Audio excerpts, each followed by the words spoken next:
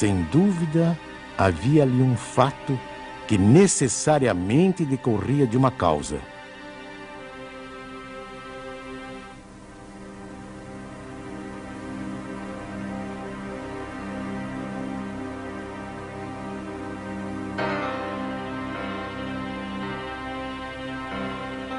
Foi nessas reuniões que comecei os meus estudos sérios de espiritismo. Menos ainda por meio de revelações do que de observações. Apliquei a essa nova ciência, como o fizera até então, o método experimental. Nunca elaborei teorias preconcebidas. Observava cuidadosamente, comparava, deduzia consequências. Dos efeitos, procurava remontar as causas por dedução e pelo encadeamento lógico dos fatos.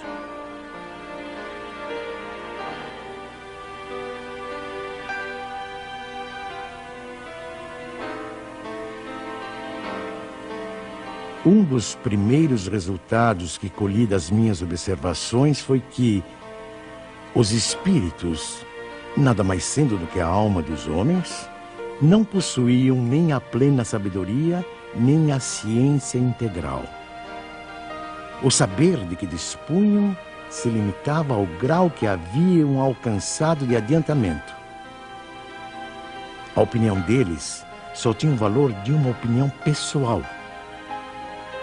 Esta constatação me preservou de acreditar na infalibilidade dos espíritos e me impediu de formular teorias prematuras, tendo por base o que fora dito por alguns deles.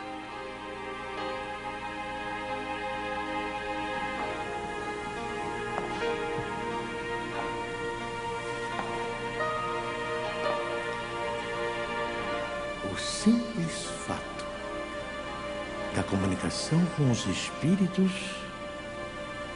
dissessem eles o que dissessem, provaria a existência do mundo invisível ambiente. Já era um ponto essencial, um imenso campo aberto às nossas explorações. O segundo ponto, não menos importante, é que aquela comunicação permitia que se conhecesse o estado desse mundo, seus costumes. Se assim podemos nos exprimir. No ano seguinte, em 1856, passei a frequentar também as reuniões espíritas que se celebravam em casa do Sr. Rustam. Eram sérias essas reuniões, que se realizavam com ordem. As perguntas fúteis haviam perdido todo atrativo para a maioria das pessoas.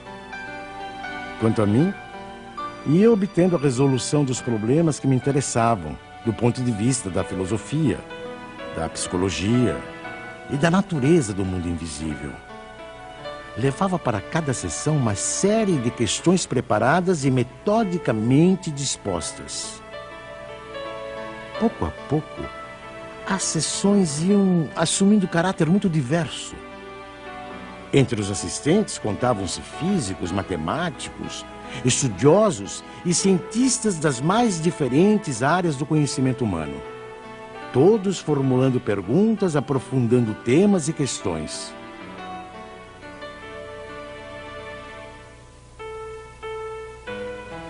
Mais tarde, quando vi que aquilo constituía um todo e ganhava as proporções de uma doutrina, tive a ideia de publicar os ensinos recebidos.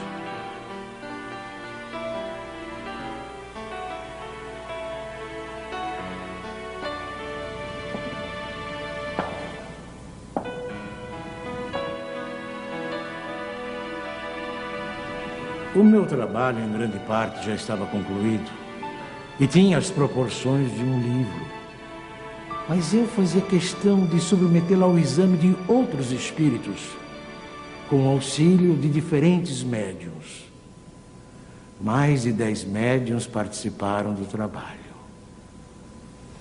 Da comparação e da fusão de todas as respostas coordenadas, classificadas e muitas vezes retocadas no silêncio da meditação, foi que eu organizei a primeira edição de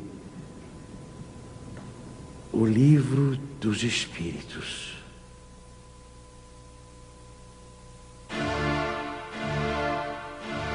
O Livro dos Espíritos foi elaborado através do diálogo, uma das formas mais livres e ricas da tradição filosófica. Hegel definiu a estrutura do diálogo em tese, antítese e síntese. Marx e Engels deram a ele um sentido materialista e revolucionário.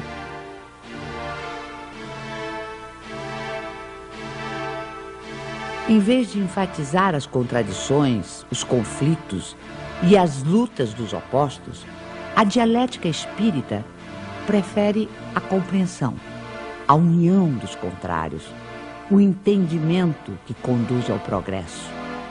Pela primeira vez surge uma comunicação como esta. O mundo do desconhecido se vai revelando ao ser humano, que passa a poder avaliar, de modo objetivo e racional, o sentido maior de sua existência terrena, a importância do cumprimento das responsabilidades assumidas, a finalidade do aprendizado individual e coletivo para o aperfeiçoamento de todos e de cada um, sem exceção.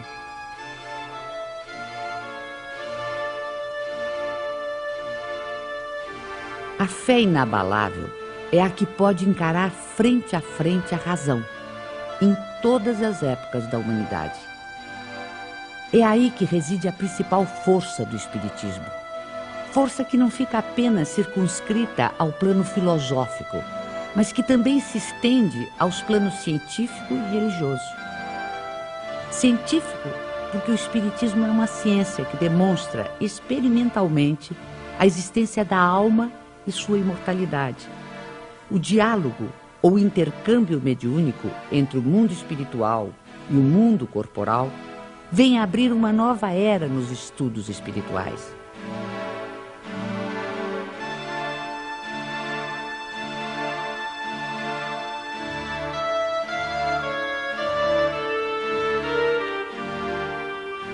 Antes desse tipo de comunicação, o conhecimento humano se dividia radicalmente entre os mistérios divinos e a experiência terrena.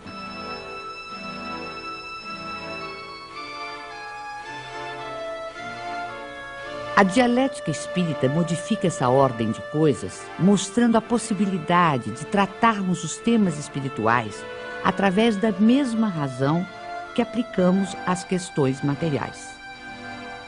Assim, o Livro dos Espíritos se apresenta como um marco definitivo. Antes dele, tínhamos o espiritualismo utópico. Com ele, e depois dele, dentro dos ensinamentos da doutrina, temos o espiritualismo científico.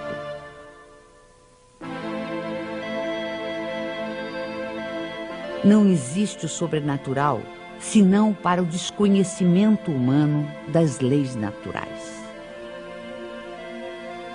No plano religioso, o Espiritismo nos leva a compreender o significado e verdadeira extensão da palavra fé. O Espiritismo não tem cultos instituídos, nem igrejas, nem imagens, nem rituais, nem dogmas, nem mesmo hierarquia sacerdotal ou sacerdócio. Através dos ensinamentos espíritas, pode-se fazer uma diferença entre religião propriamente dita e religiões no sentido de seitas humanas.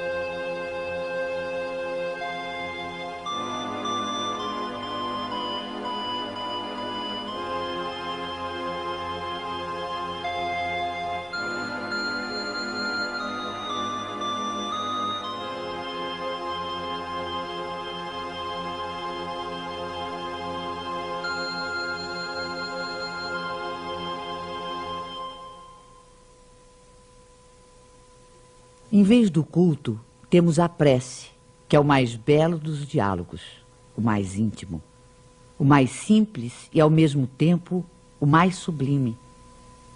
Pela prece sincera, pensamos em Deus numa evocação de pedido, de agradecimento ou de glorificação.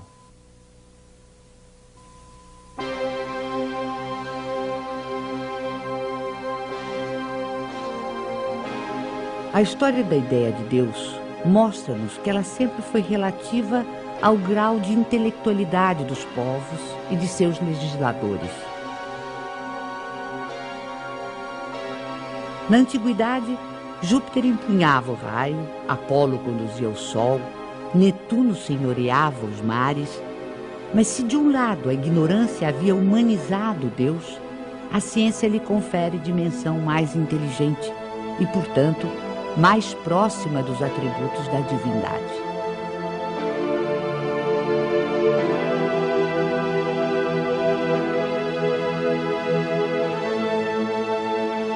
Racionalmente não é possível admitir um efeito sem causa.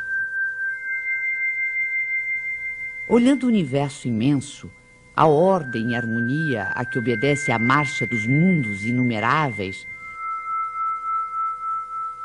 olhando ainda os seres da natureza, o reino vegetal e os minerais, com suas admiráveis variedades,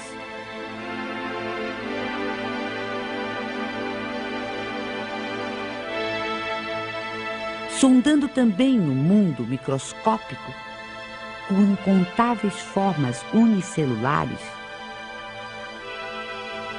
toda essa imensidão, profusão e beleza nos obriga a crer em Deus como causa necessária.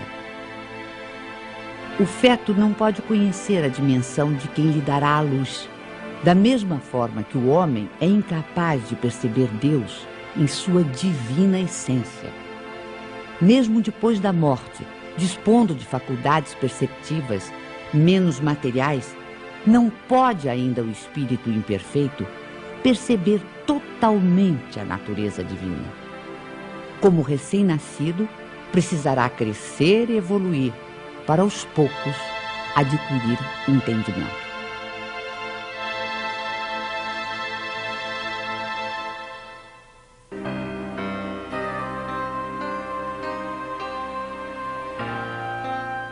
No estágio evolutivo em que se encontra, é pelo sentimento, mais do que pelo raciocínio, que o homem pode compreender a existência de Deus.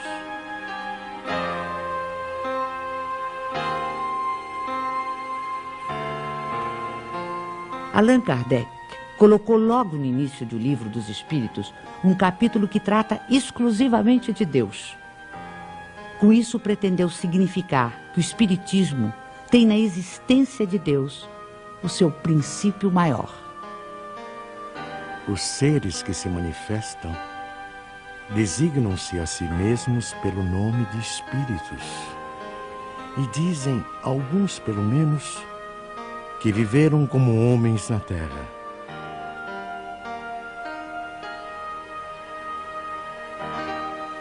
Os principais ensinamentos que eles nos transmitiram. Deus é eterno, imaterial, imutável, único, todo-poderoso, soberanamente justo e bom.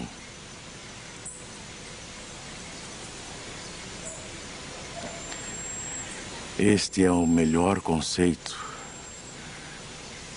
que a nossa limitada inteligência pode fazer daquele que criou o universo.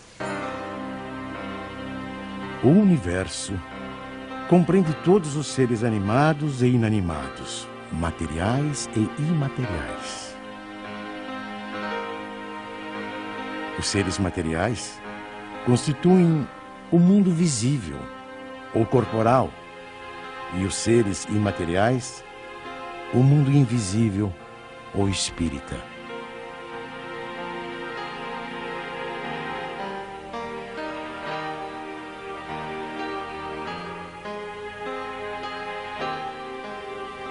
O mundo espírita é o mundo normal, primeiro, eterno. O mundo corporal é secundário. Poderia deixar de existir ou nunca ter existido, sem alterar a essência do mundo espírita.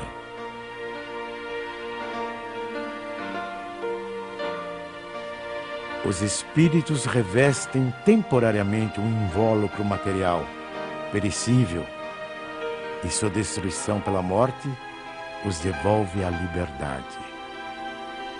Entre as diferentes espécies de seres corporais, Deus escolheu a espécie humana para a encarnação dos espíritos que chegaram a um certo grau de desenvolvimento.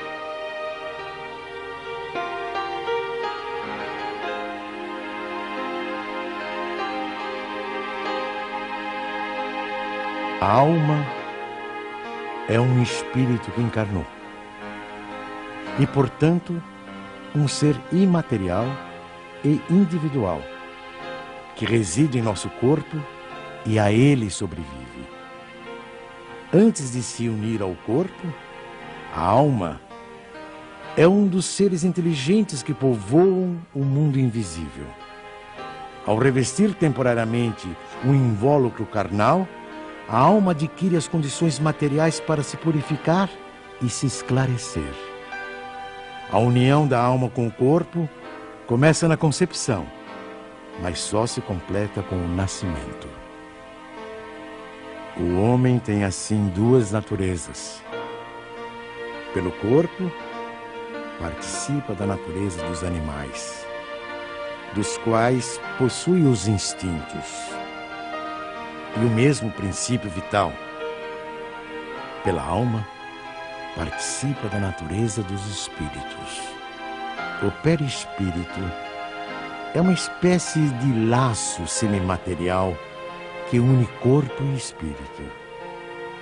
É preciso que seja assim, para que os dois possam se comunicar um com o outro. A morte é a destruição da parte mais grosseira.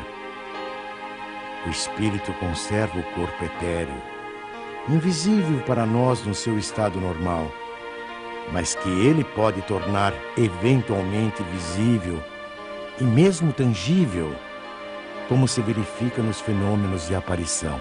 O espírito não é, portanto, um ser abstrato, que só o pensamento pode conceber. É um ser real e definido. As diferentes encarnações ou existências corpóreas do espírito são sempre progressivas e jamais regressivas. Mas a rapidez do seu progresso depende dos esforços que ele faça para chegar à perfeição. A vida terrena seria assim uma espécie de escola, em que os alunos, embora nunca regridam às séries anteriores, são obrigados a repetir de ano até compreenderem o que lhes foi ensinado.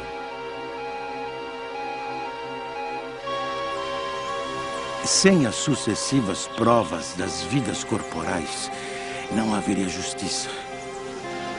Por isso, todos contamos muitas existências. O principal objetivo da reencarnação reside no melhoramento progressivo da humanidade.